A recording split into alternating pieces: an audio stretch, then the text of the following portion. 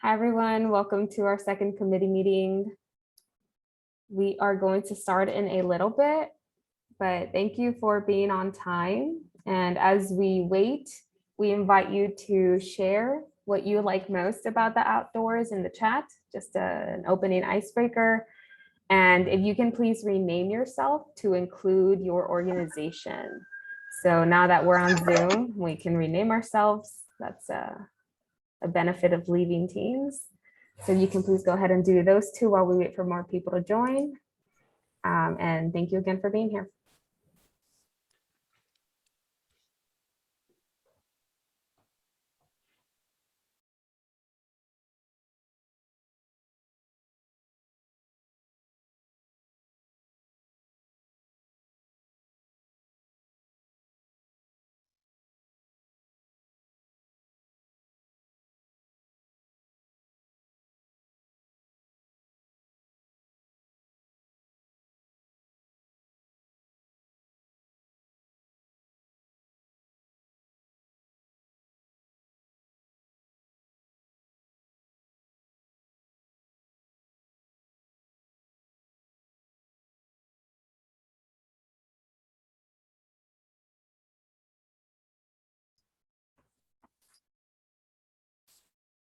So for those who joined after my initial announcement, welcome. We have been sharing in the chat what we like the most about being outdoors and also renaming ourselves to include our organization. So if you could have like your name and then the organization after your name, we would appreciate that. Thank you.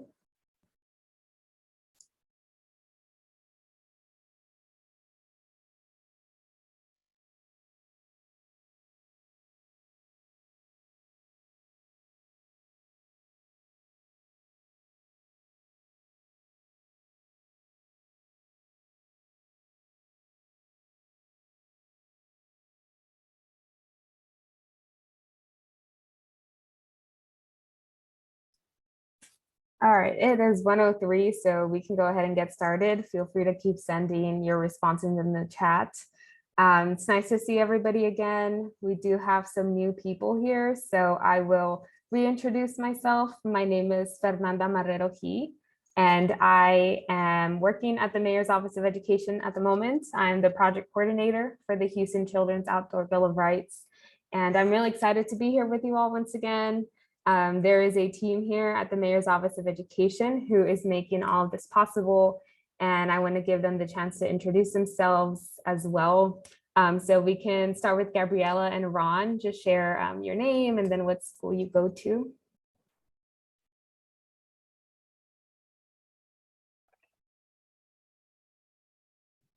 Oh, hello, everyone. My name is Gabriela Davila. I'm a senior at the University of Houston studying political science, and I'm an intern at the Mayor's Office of Education. Hi, everyone. I am going to be a sophomore at Houston Christian High School, and I'm working with the Department of Education for the Mayor's Office. Awesome. Thank you both.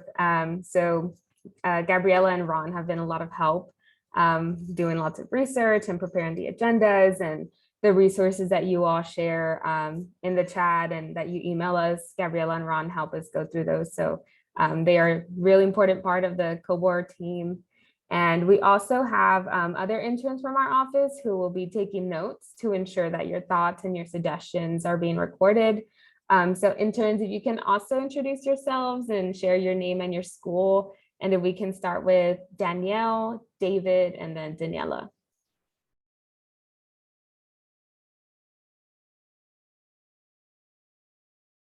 Can you guys see me? Okay. Hi, my name is Danielle.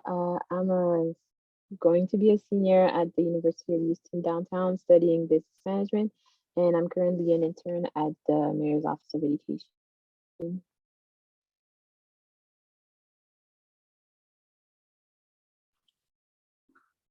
Hello, everyone. My name is David Ramirez. I'm a student of the University of Houston downtown. I am a senior graduating this fall, and I'm interning with the Mayor's Office of Education. I don't know if I said that already. Hi, good afternoon, everyone. My name is Daniela Jacob. I'm going to be an incoming first year at Bryn Mawr College in Philadelphia, and I'm an intern at the mayor's office. I work with the Child Friendly Cities Initiative, Out to Learn, and I do help out with COBOR as well. And I'm also sharing my screen, and I apologize if it's flipping back and forth. My fingers or keyboard is kind of trigger friendly right now, so bear with me. Awesome. Thank you all so much. So we have an update regarding committee meetings. So Danielle, if you can go to the next slide. Thank you. Awesome. So we just wanted to give you an understanding of what we're thinking we'll do in each session. So much of the first committee meeting last week, we spent discussing the context and the process of the COBOR. Today, we'll focus on discussing the topics that we feel are most relevant to Houston and that we feel should be included in a COBOR. Next week on July 7th, we will dig deeper into the specific rights that will be in the Outdoor Bill of Rights based on the topics that we discussed today. And we realized that a fourth meeting would be beneficial, so we don't feel rushed. And so we can really work on the language of the COBOR. That's going to be really important. This fourth meeting, though, it is optional. It'll be on Tuesday, July 12th at 2 p.m. And I can send a calendar invite to you all for that. But again, that is an optional meeting. We know that the committee description and the invitation said 3 meetings, so we do want to honor that. But if you are available that day, then you are welcome to join us. So Danielle, if you could go on to the next slide, please. Great, thank you. So we can jump right in. We don't have too much time, and we want to make sure that there's as much time in today's meeting for you all to share your thoughts. And so last week we heard from Ron about other US cities that have gone through this process already. So Houston, we would be the 5th city in America to develop the COBOR. And there's a lot that we can learn from other cities on what they included and maybe even things that we don't want to include. So the take-home task asked you all to review the COBOR of one city. So we wanted to start this meeting by discussing what we thought about our take-home task and if there's anything that you feel the rest of the committee should really know about your specific city. So if we can have 1 or 2 people from each city share what they think is most important for the committee to know. I open the floor right now, and maybe we could start with folks who were looking at Austin.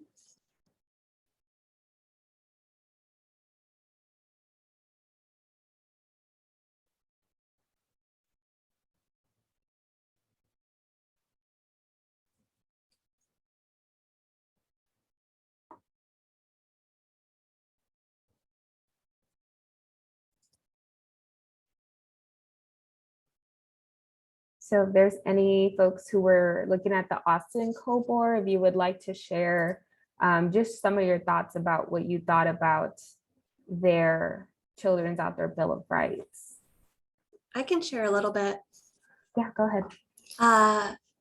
So one of the things that we noticed when looking through the Austin COBOR is that it was very well thought out, but one of the things that we really appreciate about it was the implementation plan they had for after the COBOR was released. They were able to really put in a plan to make sure that this wasn't something that they passed the resolution and then nothing happened afterwards. They made sure that it had a continuing effect. So they had a 3-year plan, but one of the things that I specifically liked about their plan was how they incorporated one of their key rights every month and sent that out to all their partners to say, hey, this is the right this month. It's to catch a fish. We want to emphasize this for the month of July. So this was something I thought was really interesting to make sure like, okay, everybody's focused on the same level. It's not too overwhelming for people and it's easier to make programming around. Awesome, thank you so much. Yeah, that's really important for us to consider. Yeah, I see in the chat some comments as well. Yeah, and for those of you, we do want to talk more about the issues that we want to include in the COBOR. So if you want to share in the chat what you thought as well. Can somebody who reviewed Baltimore's COBOR share your thoughts and what you think is really important for the rest of the committee to know?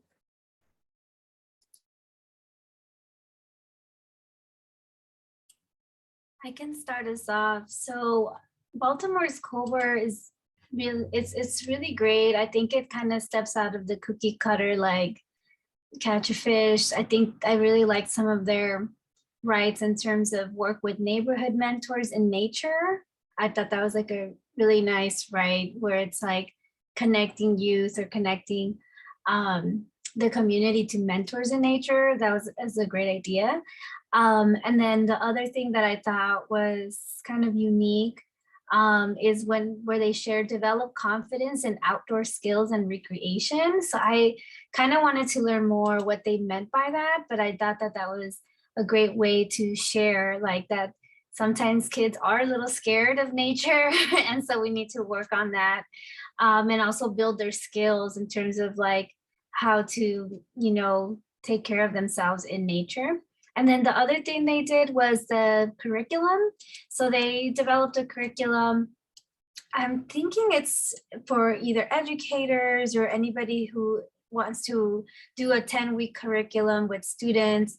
What was interesting about it though is that it's only kindergarten through 5th grade. So even though I thought that was really cool that they have a curriculum, it kind of leaves out teens. And so I know we have a lot of teens on the call and I know that you all enjoy the outdoors too. So I thought that was interesting that that usually happens, that teens are left out because they're too old. But the other thing about the curriculum is when I took a look at the PDF, and I can put the link on the chat, it's just a little bit, there's no visuals.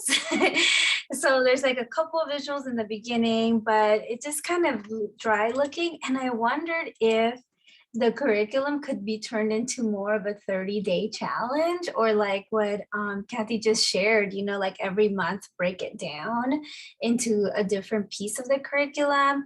Because it was just by looking at it, like unless you are going to sit down with kids for 10 weeks, then yeah, it's kind of hard to digest. But that's just my opinion. I don't know if anybody else had a chance to take a look at it. I can cover just briefly something that Laura didn't kind of focus on that I thought was interesting, was that in Baltimore's case, it's nested within the Office of Sustainability, and there are a lot of other there's a lot of other initiatives around nature-based programming and sustainability and resilience in that department. And that just kind of also, to me, it raises the question of how do we also connect this to some of the sustainability and resilience initiatives going on in Houston, because that's a very big focus of the mayor and of the city in general, right? Those two seem to be like very driving forces for a lot, which doesn't focus a lot on the Bill of Rights, but I think thinking about where this fits and like how it also supports other bigger picture goals that we have as a city is important for us to consider. Yeah, thank you, Laura and Luis. Laura, yeah, I really liked how the Baltimore COBOR had mentors. I thought that was interesting, and I don't think other cities address that. And Luis, to your point, about the COBOR not trying to reinvent the wheel and making it seem like starting now the city's going to care, as if there hasn't been already a lot of existing movements and work being done for several years. And that's actually a discussion question for our breakout room. So I'm really glad you brought that up already. Would anybody who looked at Salt Lake City or San Francisco like to share what you thought was most important from your city for the committee to know? Hi, this is Marcia Towns from SCA, and I apologize for my voice. I'm struggling with a little laryngitis today. Anyone who knows me knows that this is a rare occurrence, so enjoy, okay? But I was really interested in the work that was done in Salt Lake City and the way it was presented. I'd like to say that their website is actually pretty concise and tight, and it sends their message really well, I think. They helped, they believe that their COBOR helps children in 3 ways. Through independent adventures and free outdoor programs for youth and their families, as well as summer camps for youth and their families. And then they gave a link, because I was reading all this. I said, this is really great. How do you get there, right? So then they provided a link to our friends in Austin.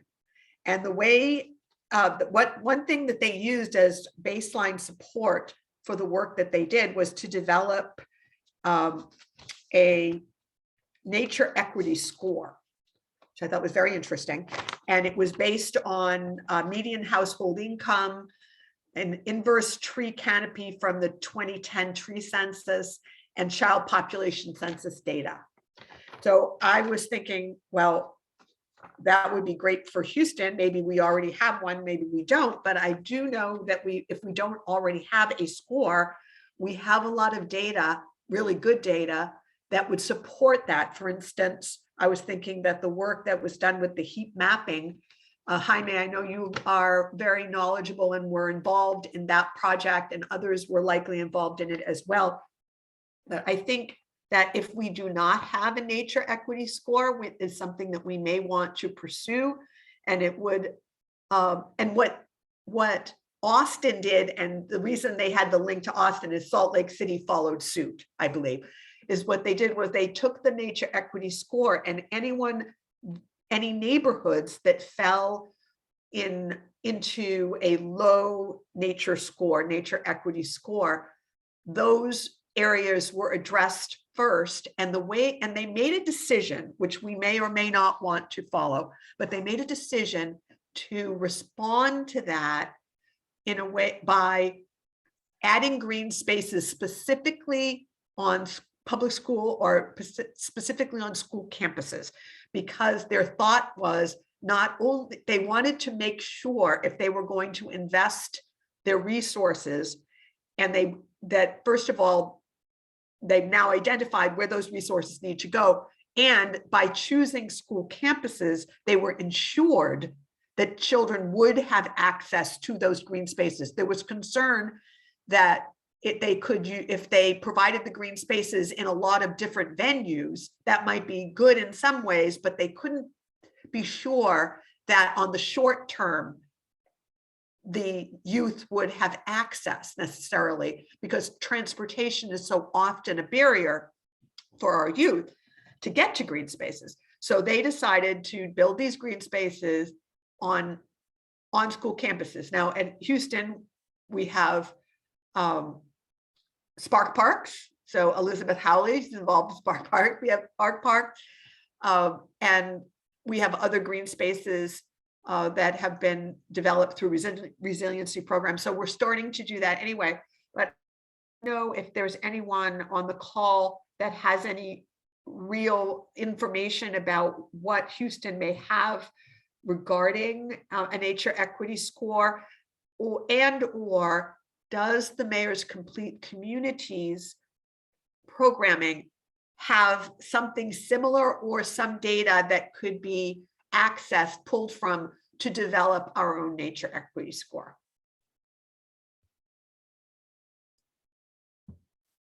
Awesome. Thank you, Marcia, for sharing that. And I like how you brought up like data and really measuring accessibility, like with some numbers. And part of the COBOR implementation process, CCCN does call for some type of way that we're measuring if the COBOR is actually being implemented and how that's going. And so thank you for bringing up that equity score. I think that's something that we really do need to consider.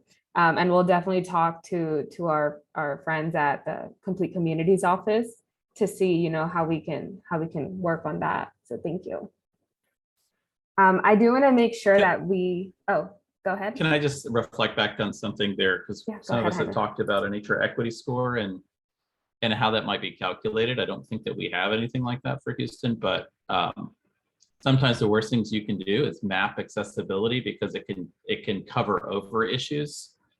So for instance, I think, you know, sometimes the green space mapping that happens, if it's not taking into account like barriers for getting to those green spaces, it can actually show more green space than it actually is, because those places are in essence inaccessible. There's also a question of what kind of nature you see when you get there. So I know this just from my work across the city is that more affluent neighborhoods have way more biodiversity on average than poor neighborhoods. And that's a consequence of disinvestment and a whole bunch of other things. So do kids in Gulfton, 5th Ward, 3rd Ward, can they see the kinds of nature that inspire them, that get them jazzed up? A lot of their parks are mow and blow. There's just trees and just mowed. So I think if we look at a nature equity process, we've got to take into account, like, what is the lived experience of the people who go to those green spaces? And I would add to that, Jaime, that Houston, as opposed to, I mean, there are other cities that are different in this regard, but we do have a lot of passive green space too, that in some cases, like, you know, can fit into that equation. So I think it's important to consider, what do we mean by nature? Like, how do we define that? Is it just like it has to be like, it's a very discrete and like it's a larger question than I think it seems to be. And just like how you define that, like, where are these different, what kind of passive green spaces do we include, which ones maybe not? And I think the biodiversity point is key. I think that's a big one to consider in this, because you know, how do you consider a park that might be like Discovery Green, and is that nature compared to something like I don't know, like one of the Bayou Trails or something? So those are just things that to consider in this. I do want to say the Kinder Institute is working with the Houston Parks Board on a parks equity analysis that will be out later this calendar year. And so just to put that on y'all's radar, if there is feedback or input around nature equity scores, that's something that we could potentially look at if the Parks Board is on board with it. So I can throw that out there. Awesome. Thank you, Jaime and Luis, for sharing that. Really good to know about, you know, the Kinder Institute, that maybe we could partner with you all and have some discussions on what that could look like. And then also understanding, you know, how the pros and cons, like Jaime mentioned, of kind of doing that work. And yeah, thank you all for sharing. So Daniela, if you could move on to the next slide. And so briefly, just for a minute or two, in the breakout rooms from last week, we were taking notes. And so we wanted to summarize some of the big key findings that we found. We noticed a lot of y'all, even when you were in separate rooms, were bringing up the same issues. So in summary, most of you said that the COBOR should uplift the entire city, not only children, that we need to make sure funding disparities are addressed. The COBOR should raise awareness and call for action and advocacy. Partnerships with schools were brought up in basically every breakout room, which is not a surprise. Climate change, mental health, the cultural needs of our city need to be considered. And also the COBOR should be accessible through its language. So, you know, multiple translations, the reading level, making sure that children could read the COBOR and understand what it says would be very important.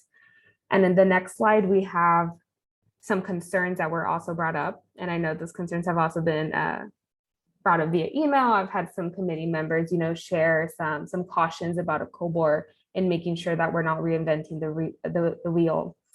So in those same breakout rooms, things like were brought up about equity, making sure that we're truly considering where the needs are, how to create aspirational goals that are also achievable, and also not sugarcoating important issues was brought up. So Daniela, if you could go to the next slide. I have an example of what I think maybe you all meant by not sugarcoating issues. So I think comparing the Austin COBOR and the Baltimore COBOR, there's some differences in the language. So for example, Baltimore's, they have breathe fresh air, splash in clean streams. So, you know, those are hinting towards some bigger environmental issues, right? While still being child friendly. Compared to the Austin COBOR, you know, it says splash in a creek or river, doesn't necessarily say clean. I mean, we know they do mean that, but just from conversations and by reading the notes, it seems like we want to lean more towards the language of Baltimore's and make sure that the COBOR is not sugarcoating. Like I think there were some concerns last week. So Danelle, if you could go on to the next slide. Thank you. So I'd love to keep this conversation going by splitting into breakout rooms. So we will have 20 minutes to discuss the two questions. So what areas of nature accessibility should the COBOR address? I know we've talked about some of them already, but really want to make sure that we have a big list, because we're going to turn that into a survey, and that'll be one of your take-home tasks to really vote on those top issues that the COBOR should address. And the second question is, how can we ensure the COBOR is not reinventing the wheel, but rather building on successes and lessons learned from the existing movements? And so I think for the COBOR to truly be a meaningful initiative, it's important for us as the city to really understand and learn about the work that's been taking place for years. We're not trying to be the leaders of this movement, because that would be unfair to many of you who have been advocating for these issues for a while now. So for the second question, we really would appreciate hearing your thoughts on how you think the city should use the COBOR to uplift existing efforts. Does anyone have any questions before I create the breakout rooms?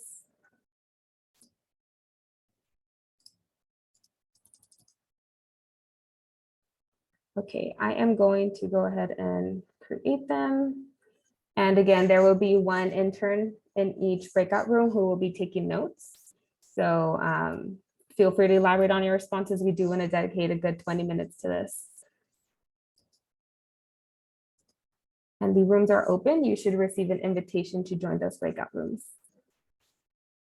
Yeah, as we start trickling back in, I hope you had some good discussions. I've been looking at the notes that the note takers are taking.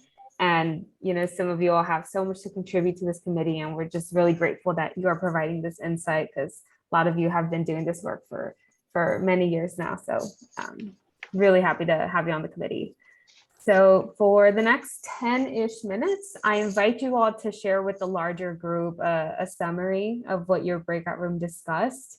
And youth especially, I know we have more youth in this committee meeting than we did last week. I would love to hear from you and what you're thinking as well. I think the youth experiences nowadays are very different than when most of us were teenagers and when we were children. And so youth especially, I'd love to hear what you all were discussing in your rooms.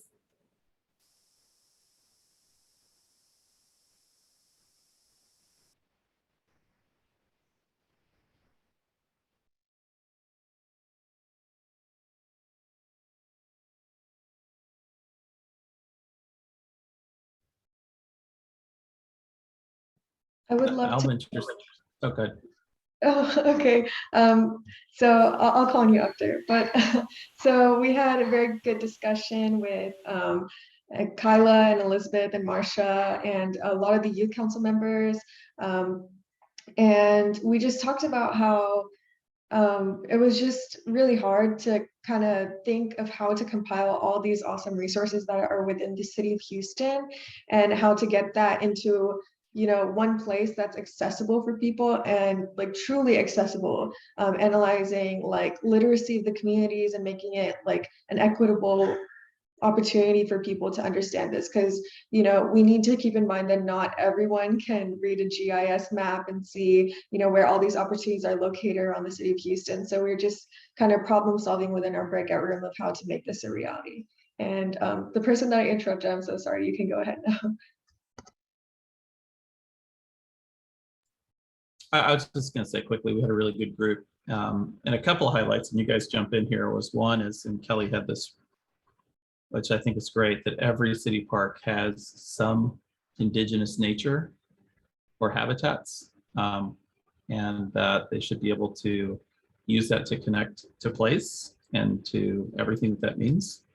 And then we also talked about the fact that there might be a need for a differentiation of how this looks. So we need to have something that looks serious for decision makers, and we need to have some collateral that families and children can, it's not overly technical or overly serious, can connect with. So there may have to be different sorts of graphics. They should be intertwined, and they should look similar, but they might look a little bit different based on the audience.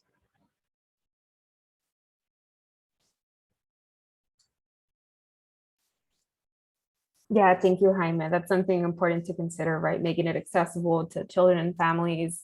We are also presenting this to City Council, so the wording for that resolution is going to need to be a little bit more formal as well.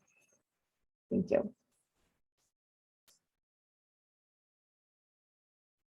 Anybody else, if you'd like to share something you learned in your breakout room or a summary of something that someone mentioned that you thought was really interesting, would love to hear how it went in your breakout room.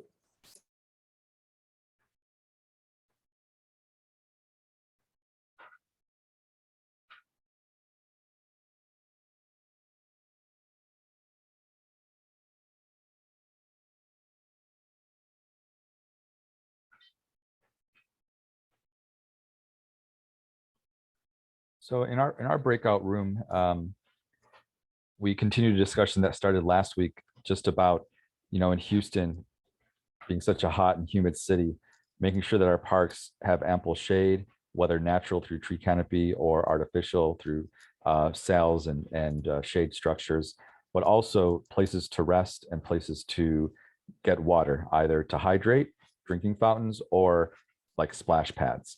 So making sure that, children can access places of rest, hydration, and shade in our park system. And then the other thing that we discussed, and we're not sure how to incorporate this in terms of the wording, but going back to the beginning of today's discussion where we talk about being bold and addressing kind of sensitive issues or important issues around equity, is that we need to find a way that children's experience of park quality isn't determined on where they live. And right now in Houston, if you live on one side of Highway 288, your park sector has $9 million for luxury dog parks. But if you live on the other side of 288, you don't even have enough money for a playground. So we need to somehow address that funding disparity we have through our park dedication, park sector funding system in Houston that's leading to those disparities.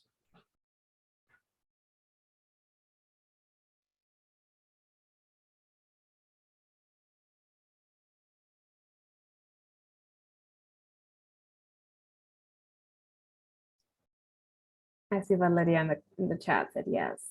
Yeah, definitely. Just really quickly, going back to what Ed was mentioning about the heat, we also talked about that. And one of the youth in our group, Hamza, I don't know if you wanted to share something that around also educating kids on how to take care of themselves in nature and especially in the heat. I don't know, Hamza, if you can unmute yourself and share a little bit about what you mentioned. What I was mentioning was that we create pamphlets, leaflets that educate kids about how to take care of themselves in the extreme heat, especially now. I was also in those pamphlets, they could educate kids about the signs of a heat stroke or what to do when you have heat exhaustion, because that is pretty relevant today. So that was my idea.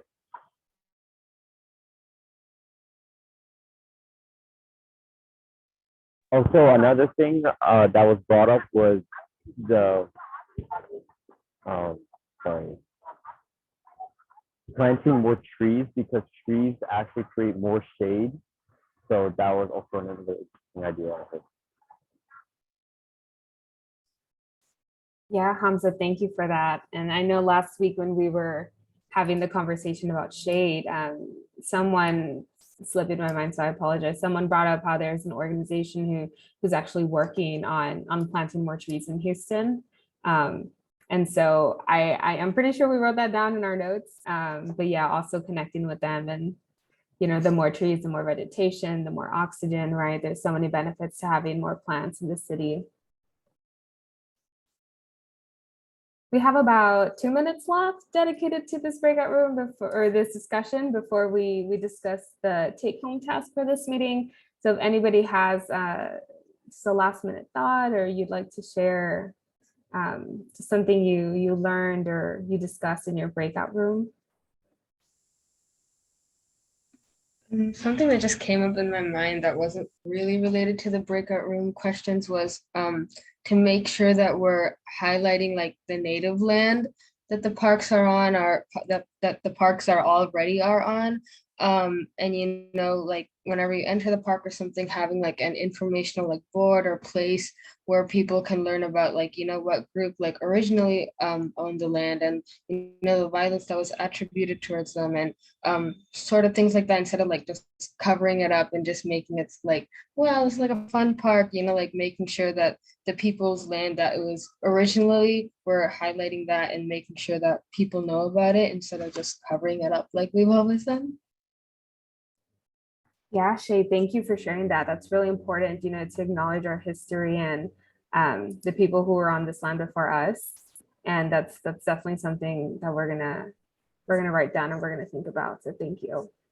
It is 1:55. I see some of you sharing the tree planting goals and organizations.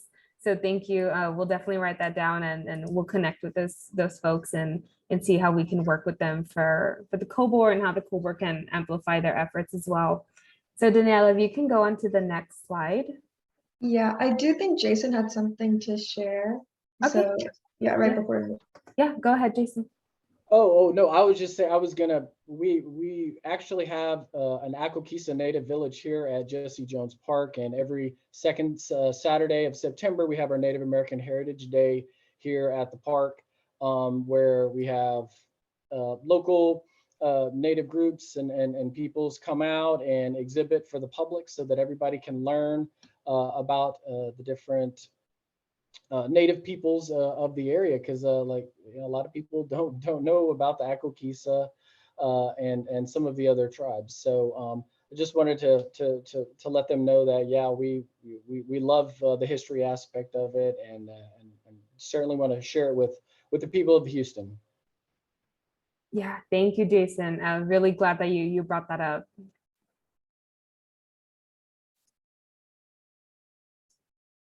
So for our take-home task, there are two, but both are pretty simple. They are multiple choice surveys and should take no more than 5 minutes to complete both of them. So the first survey, I briefly mentioned it. Our team is going to review the major areas and topics that were brought up today, and we'll develop a survey where you'll select the top issues the COBOR should address.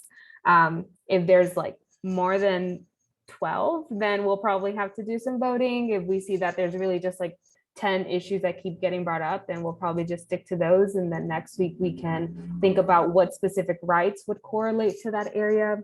So the responses for this survey will be really useful for meetings 3 and 4 to guide those conversations. And so Danielle, I'm not sure if you already sent the link in the chat, but if you can go ahead and do so. And then I'll also send this link in the follow-up email. So that's the first survey, just letting us know which are the top areas you think we should include in the COBOR. And the second survey, Danielle, you can go into the next slide. So the second survey is for the COBOR press release. So we're working with the Office of Communications to type up a press release to inform the public that the city has started the process of developing a COBOR. And we would love to include the names of the committee members and just want to avoid any misspellings. So if you can fill out that second survey as well, it's just 3 questions: your name, your job title, and your organization. Just want to make sure that your name and all of your information is printed correctly. So that should take just 30 seconds. So if you can have that by tomorrow. I know it's a quick turnaround, but it takes a process and a while to get things through the Office of Communications. So we're trying to consider that lag. So if you can let us know just how you want your information to be how you want it to appear in the press release, we would appreciate that.